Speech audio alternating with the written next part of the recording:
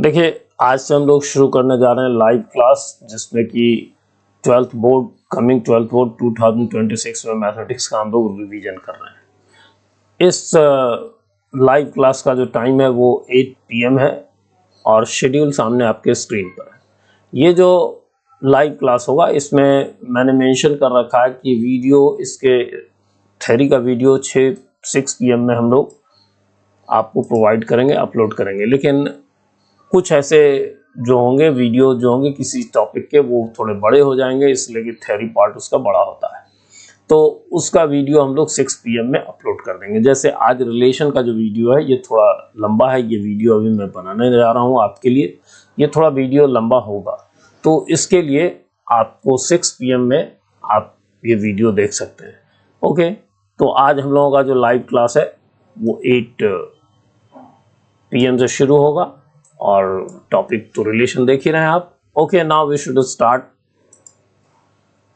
देखिए, सबसे पहले हम लोग ऑर्डर्ड पेयर समझें। ऑर्डर्ड पेयर का मतलब हुआ कि पेयर जो होंगे वो ऑर्डर में लिखे जाएंगे। जैसे छोटा सा एग्जांपल ले लो, अगर आप थोड़ा सा रिकॉल करो तो कोऑर्डिनेट ज्योमेट्री में 2,3 लिखते थे, तो ये हमेशा x कोऑर्डिनेट होता था, ये हमेशा y कोऑर्डिनेट होता था, कभी इसका उल्टा नहीं होता था, मतलब इसका एक खास ऑर्डर था। तो इसी तरह से अगर मान लीजिए a और b दो सेट्स दिए जाएं, तो इन दोनों से अगर हम लोग पेयरिंग करना चाहें, कुछ ऐसा पेयर बनाना चाहें, जैसे मान लीजिए कि इन दोनों के बीच का कुछ पेयर बनाना चाहें, जिसमें कि मान लीजिए ए और बी मैंने लिख रखा है, तो 1a, तो आप साफ देख रहे हो कि पहला एलिमेंट ए को बिलोंग कर रहा है, दूसरा एलिमेंट बी को बिलोंग कर रहा है। तो ऐसा क्रम अगर हमेशा बना रहेगा तो उसको हम लोग बोलेंगे ऑर्डर्ड पेयर, जैसा कि मेंशन है ऑर्डर्ड। फिर इसके बाद हम लोग देखिए थोड़ा सा हम लोग तेजी रखेंगे, इसलिए कि ये सारे टॉपिक्स जो हैं इसेंशियल हैं लाइव क्लासेस के लिए। तो equality of 2 ordered pairs, suppose कीजिए कि ए और बी का एक ऑर्डर्ड पेयर है और सी और डी का ऑर्डर्ड पेयर है, ये दोनों आपस में इक्वल है, तो इसका मतलब होगा कि इन दोनों के पहले एलिमेंट्स इन दोनों के दूसरे एलिमेंट्स इक्वल होंगे। That means A will be equal to C and at the same time B will be equal to D, इसमें कोई कॉम्प्रोमाइज नहीं। फिर अगर हम लोग बात करें इसके आगे, कार्टेशियन प्रोडक्ट ऑफ 2 सेट्स, मान लीजिए ए नाम का एक सेट है, 1 2 3 एलिमेंट्स हैं, बी नाम का दूसरा सेट है जिसके एलिमेंट्स हैं ए बी, तो हम लोग कहेंगे कार्टेशियन प्रोडक्ट ऑफ ए और बी का मतलब होगा एक ऐसा कलेक्शन जिसका पहला मेंबर ए का होगा, दूसरा मेंबर बी का होगा, पहला मेंबर ए से आएगा, दूसरा मेंबर बी से आएगा। तो ये बहुत सारे एलिमेंट्स हो जाएंगे इसमें, 1 और ए का पेयर, 1 और बी का पेयर, इसी तरह से 2 और ए का पेयर, 2b का पेयर, 3a का पेयर और 3b का पेयर। देखिए यहाँ हम लोग 2 चीजें समझना चाह रहे हैं कि कार्टेशियन प्रोडक्ट क्या होता है। तो ये कलेक्शन होता है ऑर्डर्ड पेयर्स का, जिसमें कि पहला मेंबर पहले सेट का, दूसरा मेंबर दूसरे सेट का। फिर अगर आपसे पूछा जाए कि कार्टेशियन प्रोडक्ट में कितने एलिमेंट्स होंगे, तो हम लोग जान रहे हैं कि पहले वाले सेट में जितने हैं वो सभी इनसे पेयर्ड हैं, इसका मतलब हर एक 2 से पेयर्ड होगा, तो 3 2 जा 6 होगा। तो इसी बात को हम लोग यहाँ लिख सकते हैं कि number of elements in A cross B is equal to NA into NB। Okay, इस पर्टिकुलर एग्जाम्पल में 3 2 जा 6 होगा। अगर मान लीजिए कि कोई आपसे पूछ बैठे कि A क्रॉस A का क्या मतलब है, तो इसका मतलब ये होगा कि A और A मतलब खुद से ही ये पेयर बनाएगा, 1 2 3, मतलब इसके जो पेयर्स होंगे कुछ इस तरह के होंगे, 1 1 1 2 1 3, जिसमें पहला एलिमेंट मैं लिख रहा हूँ पहले वाले सेट से, दूसरा एलिमेंट लिख रहा हूँ दूसरे वाले सेट से। चूंकि दोनों सेट तो एक ही है इसलिए आपको कोई अंतर नहीं दिख रहा है। इसमें कितने एलिमेंट्स होंगे, तो ए क्रॉस ए में कितने एलिमेंट्स होंगे, तो ऑब्वियसली अभी हम लोगों ने सीखा कि नंबर ऑफ एलिमेंट्स जो होंगे ए में मतलब पहले वाले सेट में, और नंबर ऑफ एलिमेंट्स बी में मतलब दूसरे वाले में, सीधा सीधा आप कह सकते हो कि 3 का स्क्वायर होगा मतलब 9 होगा। ओके, अब हम लोग समझना चाहते हैं रिलेशन, पहले उसके सबसेट समझना चाहते हैं, उसके काउंटिंग करना चाहते हैं। तो मान लीजिए कि सेट ए के एलिमेंट्स हैं 1 2 3, तो इसके जो सबसेट्स होते हैं, सबसेट्स का मतलब होता है कि if all elements of a set B are also elements of A, तो हम लोग कहते हैं कि देन बी ए, ये सिंबल होता है सबसेट का, B is a subset of A, मतलब बी के सारे एलिमेंट्स ए में पाए जाते हैं। तो अगर कोई आपसे पूछ बैठे कि नंबर ऑफ सबसेट्स ऑफ ए बताइए, तो ये ए का एग्जांपल मैंने लिखा है, तो इनके सबसेट्स की बात अगर करें तो कौन कौन होगा। पहले तो एक यूनिवर्सल सबसेट के रूप में हम लोग 5 को लेते हैं, मतलब जिसका कोई एलिमेंट नहीं है, तो इसका कोई एलिमेंट ही नहीं है तो हम कह सकते हैं कि इसका सारा एलिमेंट ए में है, तो ये भी एक सबसेट हुआ। इसी तरह से अगर हम लोग कहें कि एक 1 वाला एलिमेंट का सेट, तो इसका 1 इस ए में पाया जाता है, इसका मतलब ये वाला सेट एक सबसेट है। इसी तरह से अगर हम लोग कहें कि 1 2 का, तो ये भी एक सबसेट है इसका, चूंकि 1 और 2 ए में पाए जाते हैं, इसका मतलब ये पूरा का पूरा सेट सबसेट है। तो इस तरह के बहुत सारे सेट्स बन सकते हैं जिसमें कोई एलिमेंट ना हो, ऐसा वाला एक एलिमेंट वाला, मतलब 1 का कलेक्शन, 2 का कलेक्शन, 3 का कलेक्शन सेपरेटली, या 2 वाला 1 2 का कलेक्शन, 1 3 का कलेक्शन, 2 3 का कलेक्शन, या 3 3 वाला 1 2 और 3 तीनों का कलेक्शन। तो ये सारे सबसेट्स होते हैं ए के। अगर इनकी हम काउंटिंग करें तो ये काउंट करने के बाद उतना ही रिजल्ट देता है। जो नंबर ऑफ सबसेट्स अगर आपको पता करना है तो बस एक बात ध्यान रखिएगा कि पहले 2 लिख दीजिएगा और जिस सेट का आपको सबसेट मालूम करना है उसके एलिमेंट्स को यहाँ लिख दीजिएगा।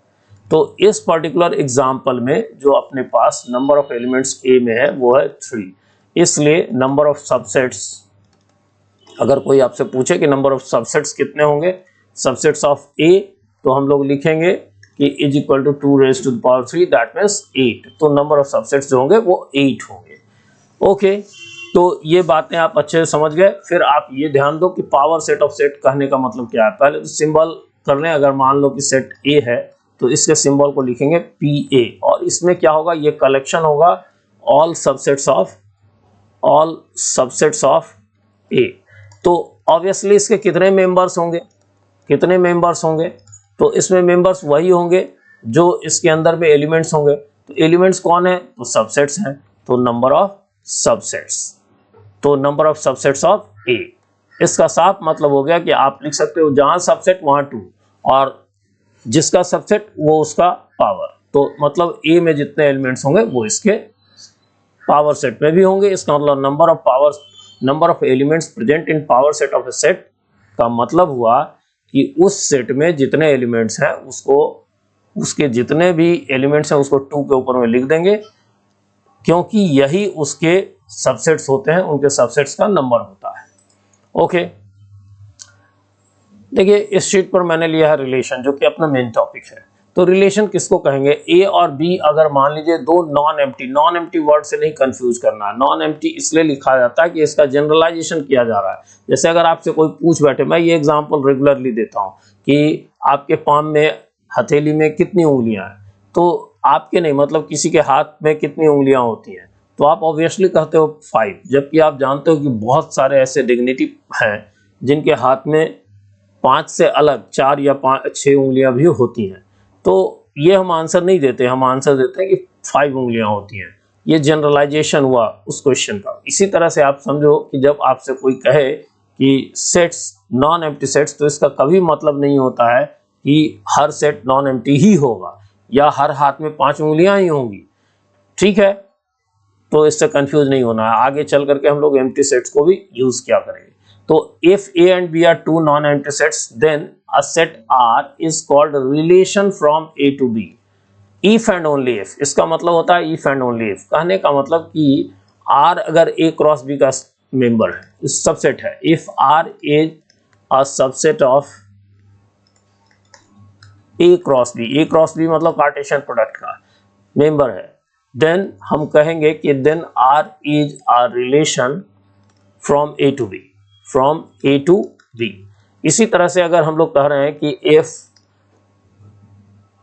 Are is a relation from A to B, तो हम लोग लिख सकते हैं कि इसका मतलब ये निकला कि R is a subset of A cross B. मतलब अगर सबसेट है तो रिलेशन होगा, रिलेशन है तो नेसेसरली सबसेट होगा।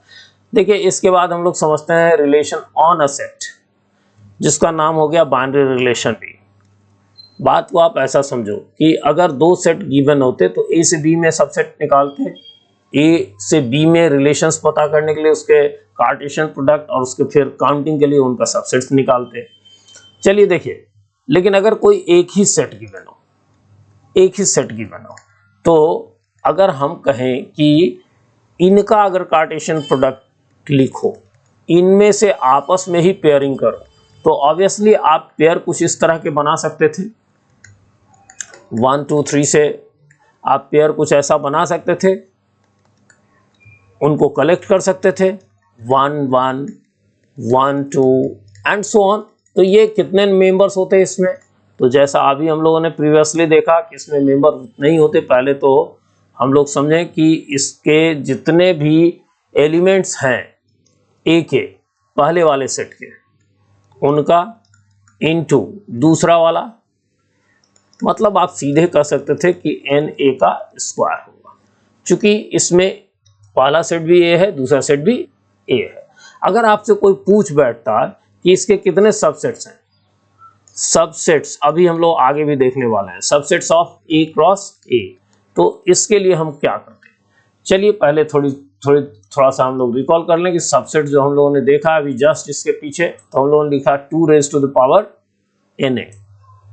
तो इसी बात को हम लोग यहाँ पर भी समझें कि अगर हम लोग कहना चाह रहे हैं कि a क्रॉस b के कितने एलिमेंट्स होंगे, a क्रॉस b में एलिमेंट्स कितने होंगे, तो a क्रॉस b में हम लोगों ने कहा कि एलिमेंट्स होंगे na और nb के इक्वल। अगर कोई हमसे पूछे कि number of subsets of A cross B, तो हम लोग जिसको सिंबॉलिकली लिखते हैं एन ए क्रॉस बी, तो ये भी हमारे पास होगा 2 के ऊपर में इसमें जितने एलिमेंट्स पाए जाएंगे जो कि है n A into n B, तो इससे निकालेंगे। इसी तरह से अगर मान लीजिए कि कोई बाइनरी रिलेशन है, मतलब खुद से खुद पर रिलेशन है, तो इसके जो सबसेट्स होंगे, नंबर ऑफ सबसेट्स जो होंगे वो होंगे हमारे पास 2 के ऊपर में जितने भी एलिमेंट्स होंगे एक ए क्रॉस ए के, उसको लिख देंगे। तो यहाँ पर ए और ए तो एक ही है, तो आप लिख सकते हो एन ए का स्क्वायर भी। Okay, so the number of relations, अगर आपसे कोई पूछ बैठेगा कि number of relations on A, तो इसका मतलब हो गया कि number of subsets of A cross ए। तो अभी अब हम लोगों ने जाना कि ये जहां सबसेट वहां पहले तो 2 लिख दीजिए, और उसके ऊपर में जिसका सबसेट मालूम करना है उसके नंबर ऑफ एलिमेंट्स को। तो इसमें नंबर ऑफ एलिमेंट्स कितना होगा, ए क्रॉस ए का नंबर ऑफ एलिमेंट्स, ऑब्वियसली जितना भी ए में होगा उसका स्क्वायर। ठीक, तो नेक्स्ट टॉपिक हम लोग ये समझें कि रिलेशन के काइंड्स के बारे में समझें। तो सबसे पहले तो रिलेशन ध्यान में रखें कि रिलेशन कहते किसको है। Number of relations from set A to set B, अभी हम लोगों ने कहा कि ये उतना ही होगा जो number of subsets of A cross B होगा, जिसको हम लोगों ने लिखा 2 raised to the power n A into n B. मतलब अगर ए में 3 एलिमेंट्स हैं, बी में 2 एलिमेंट्स हैं, तो ए क्रॉस बी में 6 एलिमेंट्स होंगे, और number of relations from A to B ये होगा 2 raised to the power जितने इसके सबसेट्स होंगे, तो 2 raised to the power 6। इसी तरह से number of relation on a set, मान लीजिए कि किसी सेट पर के एलिमेंट्स हैं 3, तो हम लोग ये जानेंगे कि ए क्रॉस ए में कितने एलिमेंट्स होंगे, तो ऑब्वियसली 3 इंटू 3 होगा, मतलब 3 स्क्वायर होगा। और इसी तरह से नंबर ऑफ सबसेट्स जो कि इसी को हम लोग बोलेंगे number of relations on A, तो ये होगा हमारे पास 2। जहां सबसेट की बात हो पहले 2 लिख दीजिए, और उसके बाद जिस पर पता करना हो, जिसका सबसेट पता करना, subsets of number of subsets of A cross ए पता करना हो, तो इसका मतलब ए क्रॉस ए का जितना एलिमेंट होगा उसको लिख देंगे। तो इस पर्टिकुलर एग्जांपल में कितना होगा, 2 raised to the power 9। Okay, now kinds of relation हम लोग जो अभी जस्ट हम लोगों ने कहा था, तो सबसे पहले समझिए नल रिलेशन। देखो, null set is a subset of all sets. तो इसका मतलब हो गया कि कोई भी नल सेट जो है वो ए क्रॉस बी ए क्रॉस बी या फिर ए क्रॉस ए का सबसेट होगा। तो हम लोग कह सकते हैं कि phi is a relation from A to B, या कह सकते हैं कि phi is a relation on ए।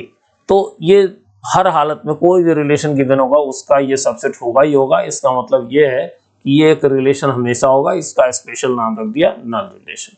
इसी तरह से every set is subset to itself, every set is a subset to itself. अगर हर सेट अपने आप का सबसेट है तो इसका मतलब ए क्रॉस बी अपने आप का सबसेट होगा, या आप कह लो कि ए क्रॉस ए अपने आप का सबसेट होगा।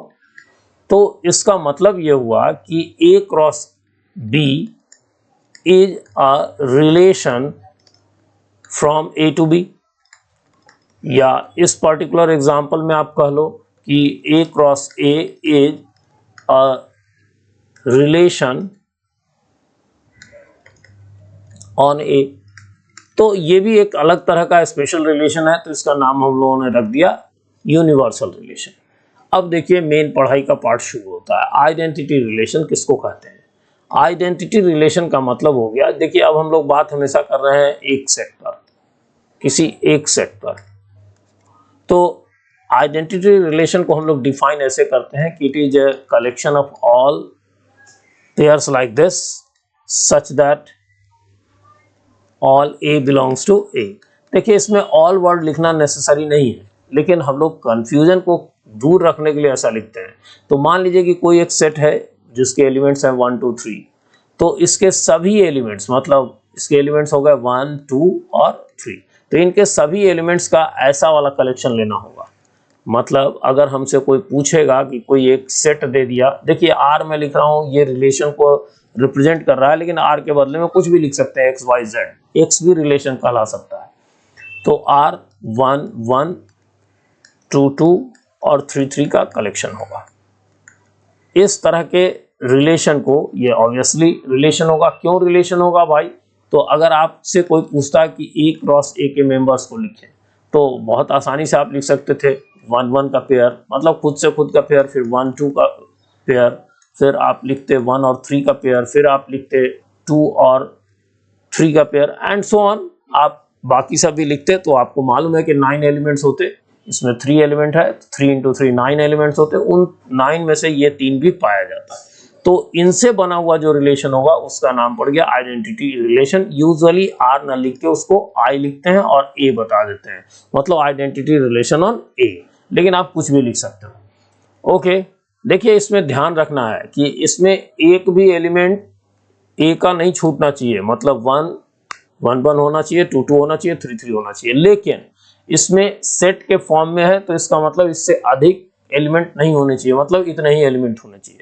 अगर कोई आपसे पूछ बैठे कि number of identity relation on a given set, तो आपको हमेशा लिखना है 1।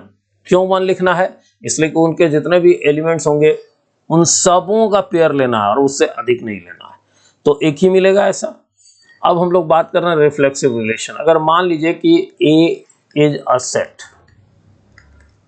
एंड R इज, R फिर ध्यान रहे, R हमेशा हम लोग लिखते हैं आइडेंटिफाई करने के लिए कि ये रिलेशन है, लेकिन कोई जरूरी नहीं है कि हम लोग R ही लिखें।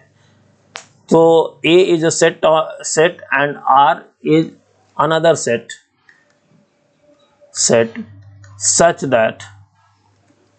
such that if A belongs to A, then, मतलब if नहीं लिखना चाहिए, मैं इसको थोड़ा करेक्शन कर देता हूं, यहां लिखना चाहिए for all A belongs to A, for all A belongs to A comma A, मतलब उसका अपने आप से pair must belong to R। मतलब अगर हम लोग इसी बात को ऐसे समझें कि अगर मान लीजिए कि सेट 1 2 3 का है, तो इसमें देखिए ए हो सकता है 1, ए हो सकता है 2, ए हो सकता है 3, तो इन तीनों के पेयर होने चाहिए उस सेट में। तो मान लो कि आर नाम का एक रिलेशन है जिसके मेंबर्स हैं 1 1, 2 2, 3 3, ये होने चाहिए। लेकिन बेटा देखो, इसमें आइडेंटिटी में जब डिफाइन कर रहे थे तो इसमें हम लोगों ने एक सेट का फॉर्मेट दिया था कि इसके पेयर्स जो होंगे वो सेट वाले, इसका मतलब क्या होता है, सेट का मतलब ये होता है कि उतने एलिमेंट्स होने चाहिए, ना उससे कम ना उससे ज्यादा।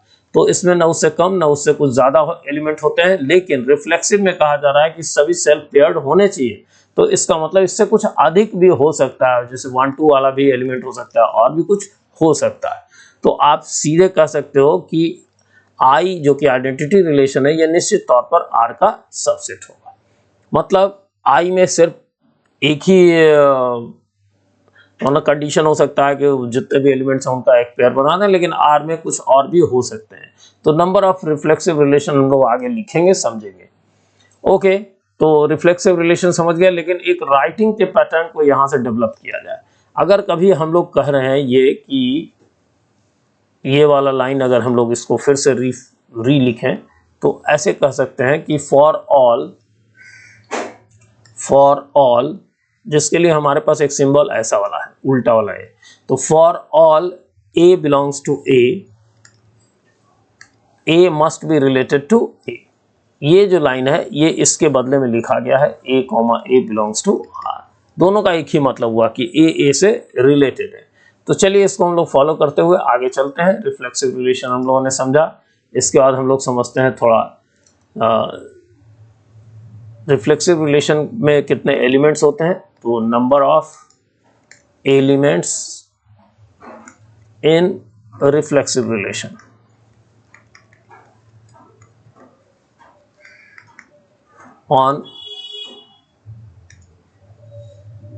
ऑन अ सेट, ठीक है।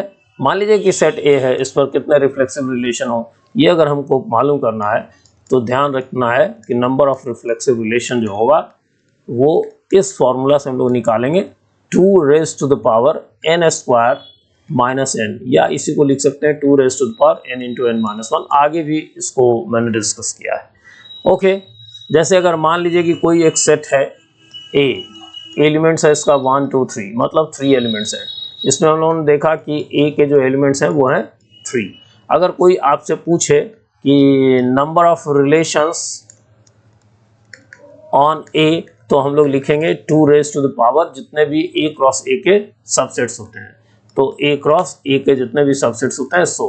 तो ए क्रॉस ए के सबसेट्स कितने होते हैं, n A into n A, n A into n A, मतलब यहाँ हो जाएगा 3 का स्क्वायर, मतलब 2 रेज़ टू द पावर 9। लेकिन अगर आपसे कोई पूछे कि number of reflexive relation on A, तो आप सीधे सीधे लिखिएगा 2 के ऊपर में पावर, और इसमें जितने एलिमेंट्स हैं, तो एलिमेंट्स कितने हैं यहाँ, एलिमेंट एन ए में अगर हम n मान रहे हैं तो n square minus n, n square minus n का मतलब हो गया या n इंटू एन माइनस 1। तो यहाँ पर एलिमेंट थे 3 और n माइनस 1 का मतलब 2, तो 2 रेज़ टू द पावर 6। इतने जो होंगे वो रिलेशन होंगे out of 2 raise to the power 9, 2 पर 9 पावर है, इतने जो होते हैं रिलेशन, उनमें से इतना रिफ्लेक्सिव होगा।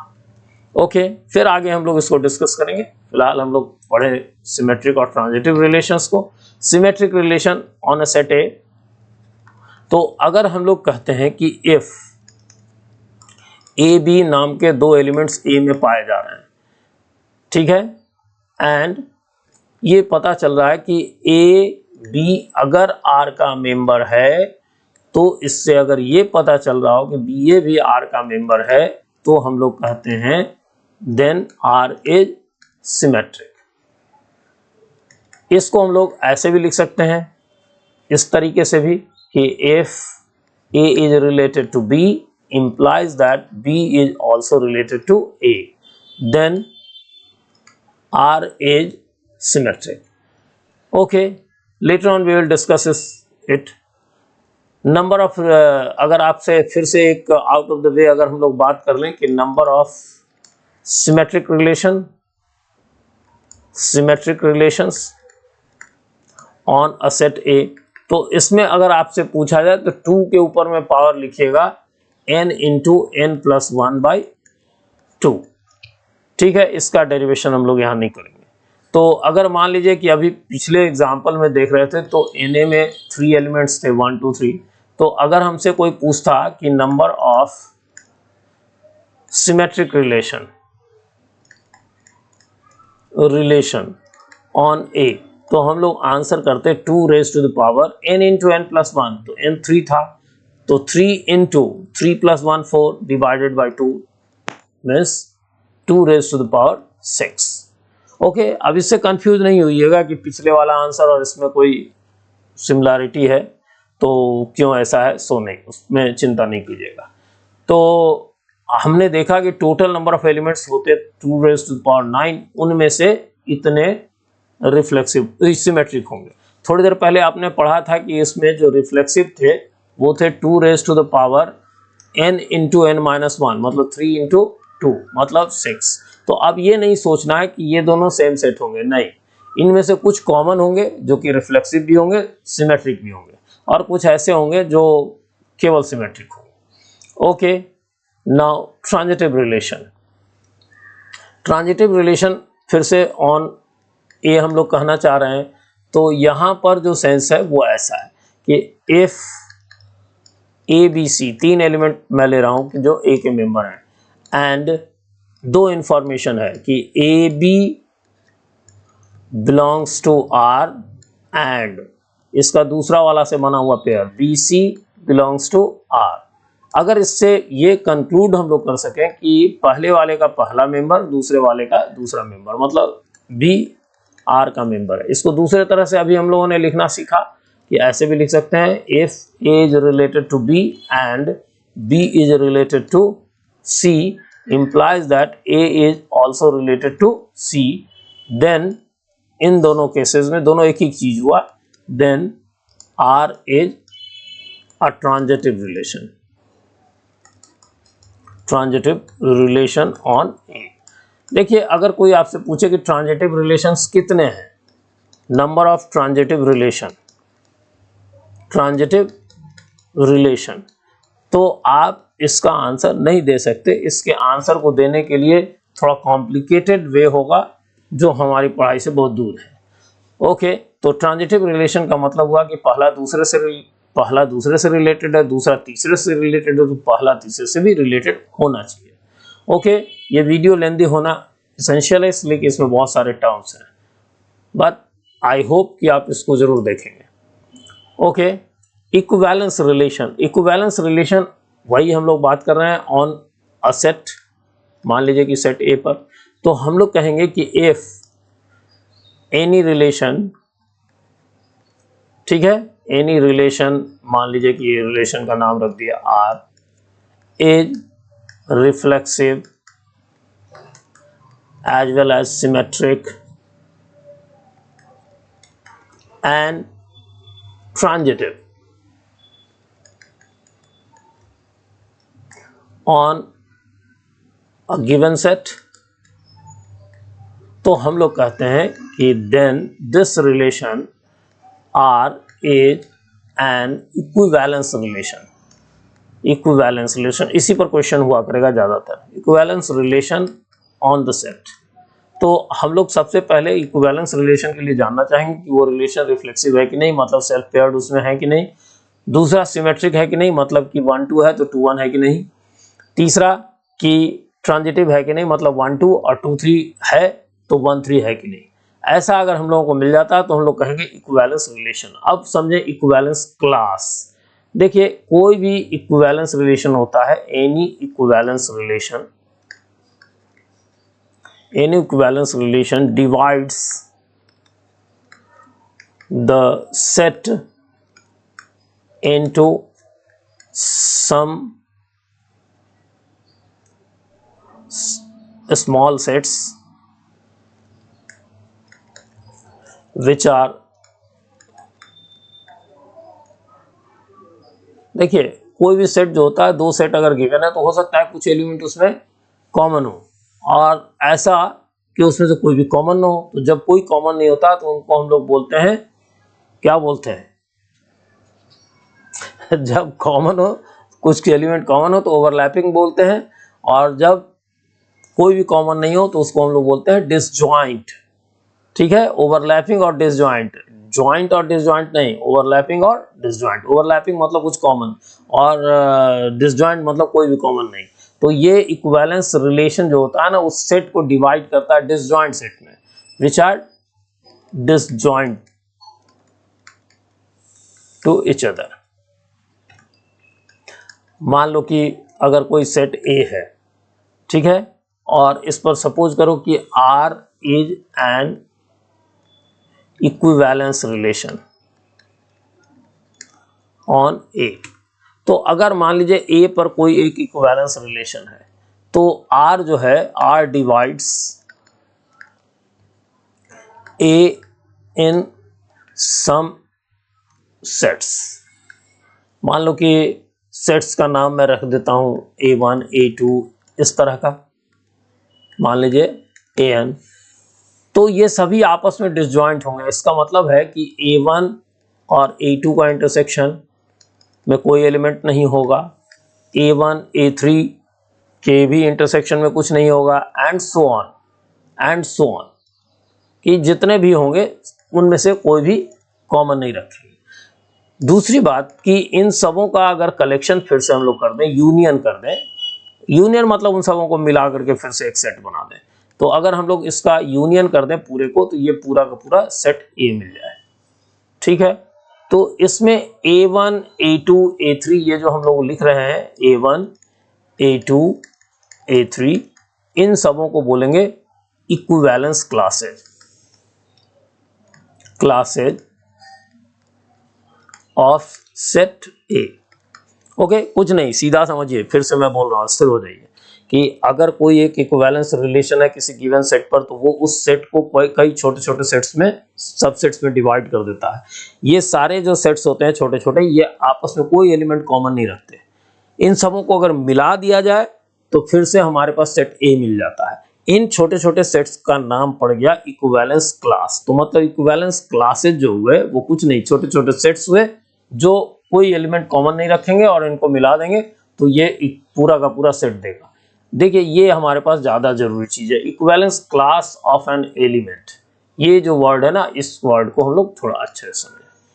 Equivalence class of an element, वो तो इक्विवेलेंस क्लास का मतलब हो गया सेट, लेकिन किसी एलिमेंट का तो कुछ नहीं। एलिमेंट का इक्विवेलेंस क्लास मतलब कि जैसे आप ऐसे समझो कि एक बड़ा घर है, उसको छोटे छोटे घर में बदल दिया गया और उसमें कोई मेंबर कॉमन नहीं होगा, एक घर में एक ही आदमी रहेगा, मतलब एक घर में जो लोग रहेंगे वो दूसरे घर में नहीं रहेंगे।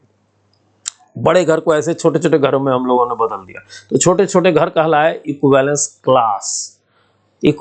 क्लास ऑफ उस बड़े वाले सेट के, बड़े वाले घर की।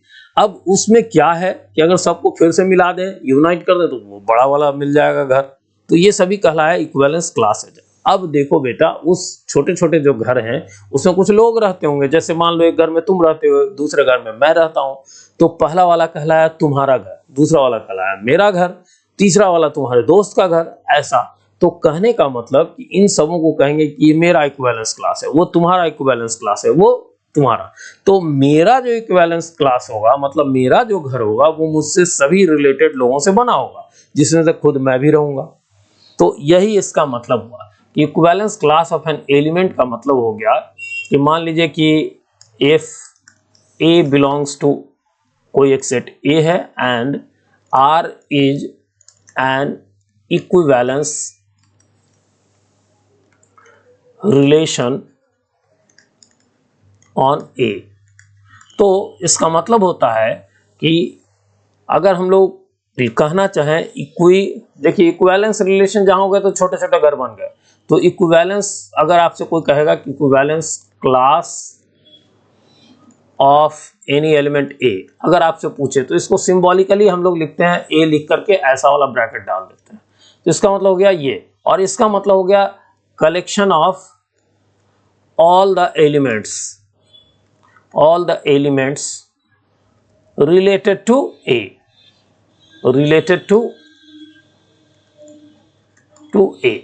तो आप ही बताओ कि अगर ए इक्विवेलेंस, चूंकि आर इसमें इक्विवेलेंस रिलेशन है, तो इसका मतलब कि उसमें सारे पेयर होंगे, तो उन पेयर्स में से अगर आपसे कहा जा रहा है कि ए से रिलेटेड, तो ए से रिलेटेड तो ए भी होगा, क्योंकि इक्विवेलेंस क्लास है तो ए जरूर उसका मेंबर होगा, है ना। इक्विवेलेंस रिलेशन का मतलब रिफ्लेक्सिव भी है, तो रिफ्लेक्सिव का मतलब ए से रिलेटेड भी होगा, तो इसके जो मेंबर्स होंगे वो ए होंगे और वो सारे एलिमेंट्स होंगे जो ए से रिलेटेड है। इन सबों का कलेक्शन करेंगे तो उसको बोलेंगे इक्विवेलेंस क्लास। ओके, देखिए अभी मैंने आपको ओवरलुक किया इक्विवेलेंस रिलेशन में कितने एलिमेंट होंगे। इक्विवेलेंस रिलेशन में कितने एलिमेंट्स होंगे ये हमारे पास एनसीईआरटी में कुछ कम एलिमेंट देकर के पूछे जाते हैं, जैसे कि 3 एलिमेंट देकर के पूछा जाएगा या 2 एलिमेंट, यूजुअली 3 एलिमेंट में, तो उसको हम लोग ऐसे ही काउंट कर लेते हैं बिना किसी रूल और नियम के। लेकिन जब 3 से ऊपर होगा तो वो हमारे वश का रोग नहीं होगा, तो हम लोग इससे रिलेटेड आगे देखते हैं कुछ काउंटिंग का एक तरीका भी, लेकिन वो हमारे लिए लेस इंपॉर्टेंट है। इंपॉर्टेंट है हमारे पास उसका जो मैनुअल हैंडलिंग होगा।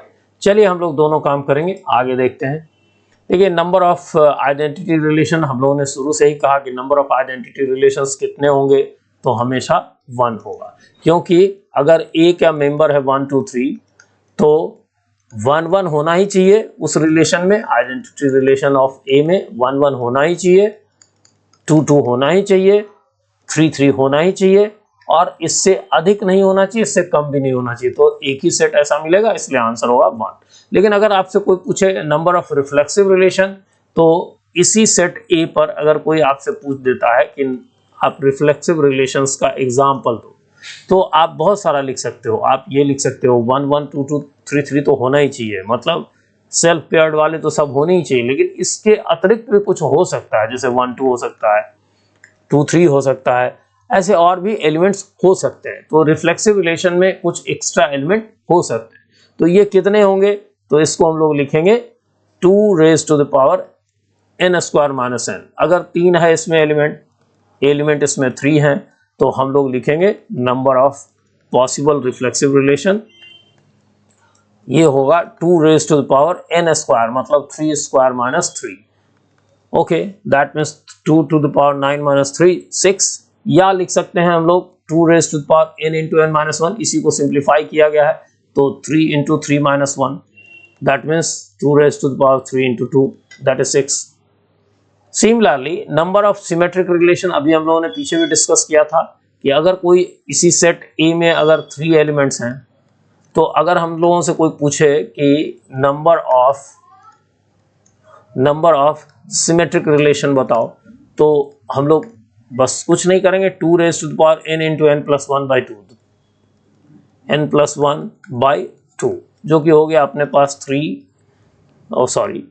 2 raised to the power 3 into 4 by 2, मतलब 6।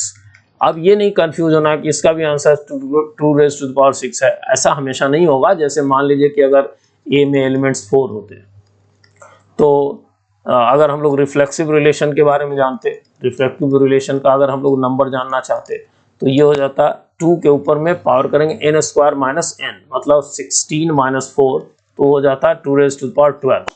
लेकिन अगर इसमें हम लोग पता करना चाहते हैं कि नंबर ऑफ सिमेट्रिक रिलेशंस कितना होगा, तो ये हमारे पास आता 2 raised to the power 4 into 5 by 2, जो कि होता 10।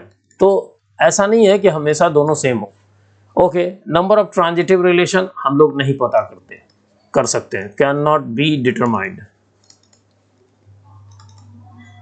ठीक है, अगर कोई आपसे पूछे कि नंबर ऑफ इक्विवेलेंस रिलेशन, तो ये आपसे बोर्ड एग्जाम में सिंपल एग्जांपल देकर के होगा, जिसको हम लोग आगे डिस्कस करेंगे। फिलहाल हम लोग इतना समझे कि इसको एक जो प्रॉपरली जाना जा सकता है, देखिए 1 2 और 3, इसमें हम लोग जान सकते हैं। याद रखिएगा कि अगर ए में 1 एलिमेंट है, तो नंबर ऑफ इक्विवेलेंस रिलेशन ये जो होगा, ये होगा हमेशा इसमें 1 होगा। 1 कौन सा होगा, 5 एक इक्विवेलेंस रिलेशन होता है, आगे हम लोग डिस्कस करेंगे। ओके, अगर मान लीजिए ए में 2 एलिमेंट है, तो नंबर ऑफ इक्विवेलेंस रिलेशंस जो हम लोग देखेंगे, ये जो होगा हमारे पास, अगर 2 है हमारे पास तो इसमें हमारे पास 2 आएगा। लेकिन अगर मान लीजिए कि नंबर ऑफ एलिमेंट्स इन ए, अगर मान लीजिए कि हमारे पास 3 हो, तो नंबर ऑफ इक्विवेलेंस रिलेशन हमारे पास 5 हो। लेकिन हमसे जो क्वेश्चन पूछा जाएगा बेटा, वो ऐसा पूछा जाएगा जिसमें 1-2 एलिमेंट गिवन होगा और उसके बाद कहा जाएगा कि कितने पॉसिबल इक्विवेलेंस रिलेशन है। देखिए, अगर हमारे पास जनरलाइजेशन करें, मैं बोर्ड एग्जाम से मान करके चल रहा हूँ कि ये बोर्ड एग्जाम से काफ़ी अलग है, इसलिए आप इस पर नहीं भी फोकस करें तो कोई दिक्कत की बात नहीं है। देखिए, ये n होगा, तो अगर मान लीजिए एलिमेंट्स अगर किसी सेट में अगर 5 हों, तो हम लोग अगर जानना चाहेंगे कि उसमें नंबर ऑफ इक्विवेलेंस रिलेशंस कितने होंगे, तो इसको हम लोग बोलते हैं बेल नंबर, और उसके हेल्प से ये परम्यूटेशन कॉम्बिनेशन में हम लोग इसको सीखते हैं। पार्टीशनिंग से रिलेटेड ये रिलेशन बना हुआ है। तो नंबर ऑफ इक्विवेलेंस रिलेशन को हम लोग लिखेंगे B, अगर 5 एलिमेंट है तो B5। पता कैसे करेंगे? तो इस रिलेशन से। अब B5 पता करने के लिए हमको क्या करना पड़ेगा? तो सिग्मा k = 0 से लेकर के 5 तक, सॉरी 5 है तो यहाँ हम लोगों ने 4 रखा होगा, है ना, Bn+1, तो n को अगर हम लोग 4 रखेंगे तभी 5 होगा, तो यहाँ पर हम लोग लिखेंगे 4, तो हाईएस्ट 4 तक। ओके, फिर लिखेंगे यहाँ पर 4ck और bk। इसका मतलब होगा, देखिए कॉम्प्लिकेटेड है थोड़ा, चिंता नहीं कीजिए। इसका मतलब हो गया कि हम लोग 4c0 से लेकर के 4c4 तक हम लोग सब कलेक्शन करेंगे। 4c ये हो गया हमारे पास B1, 4c2 B2, इसी तरह से 4c3 B3 plus 4c4 B4, और ये B4 B1 इसी रिलेशन से फिर हम लोग फाइंड आउट करेंगे। लेकिन इसके लिए सबसे अच्छा जो टेबुलर फॉर्म में इसको हम लोग लिख लेते हैं। जैसे याद रखिएगा आप कि B0 मतलब नल सेट का, तो नंबर ऑफ इक्विवेलेंस रिलेशन 1, चूंकि नल सेट खुद का रिलेशन होता है, खुद का सबसेट होता है, खुद का रिलेशन भी होता है, जिसको नल रिलेशन बोलते हैं। इसी तरह से अगर एक एलिमेंट वाला हो तो उसके इक्विवेलेंस रिलेशंस भी 1 होते हैं। लेकिन अगर 2 हो तो हम लोग कैसे निकालेंगे इसको? तो यहाँ से शुरू कीजिए। B2 अगर निकालना है तो इस 1 के नीचे एक 1 लिखिए और इन दोनों का सम कीजिए, ऊपर और नीचे वाले का, इन दोनों का सम कीजिए और यहाँ लिखिए। फिर उसके बाद अगर 3 एलिमेंट्स हैं तो उसमें नंबर ऑफ रिलेशंस होंगे B3, और B3 को पता करने के लिए क्या करेंगे?